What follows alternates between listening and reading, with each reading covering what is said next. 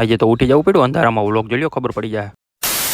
આ મારી બેટી હવાર વેલી પડી ગઈ કે હું વેલો ઉઠી ગયો કઈ ખબર નથી પડતી. આજ ઉભર્યો પહેલેથી ચાલુ કરવું જોઈએ. તો ગુડ મોર્નિંગ અને હર હર મહાદેવ. ભલે જર્સી ક્રિકેટની પહેરી પણ આપણે રમવા નથી જવાનું ભાઈ, આપણે નીકળી જવાનું હતું સીધું મેડિકલ જવા હતું.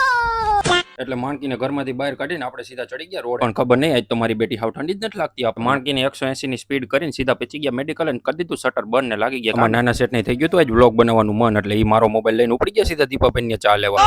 હવારમાં વહેલા ઉઠીને 6 વાગ્યાના આપણે લાગી ગયા હતા કામ, 8 વાગ્યા ત્યાં સુધીમાં કરી નાખ્યું આપણે એક આખું ખાનું પૂરું. કહી દીધું અમારા શેઠ ને, માલિક બસ બહુત હો ગયા. આપણને શાંત કરવા હાટું ઈ તો લઈ આવ્યા હતા જાજા બધા ગાંઠિયા જોઈને આપણા મોઢામાં આવી ગયું પાણી. હવા નીકળ ગઈ. હા લે આ ગાંઠિયા તો ખવાઈ ગયા, પણ પછી યાદ આવ્યું ચા પીવાની તો ભૂલાઈ ગયા, એટલે લઈ લીધી બીજી કોટાની ચા. મસ્ત મજાની ચા પીને પાછા લાગી ગયા કામે ને બધાને લગાડી દીધા બીજાને કામે. અરે કહેના ક્યાં ચાહતે હો, હું એકલો કામ ન કરું ને એમ. પછી કામકાજ મૂકી દીધું પડતું ને હું નાના શેઠ નીકળી ગયા ગોંડલ ગામની ચક્કર મારવાનું જ બાનું હતું. અમે તો ગયા હતા કામથી. હવે તમે બધા કરતા જાવ ત્યાં સુધી ફોલો.